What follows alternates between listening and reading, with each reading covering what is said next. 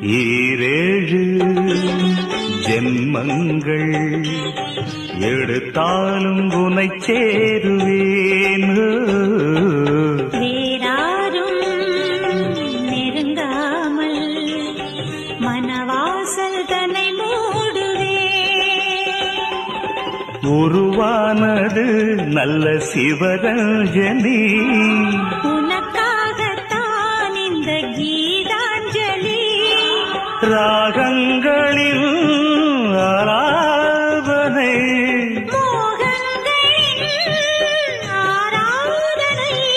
உடலும் மனமும் தழுவும் பொழுதில் உருகும் ஒரு ஜீவன்தான் உன் பாடல்தான் ஓயாமல் இசைக்கின்றது.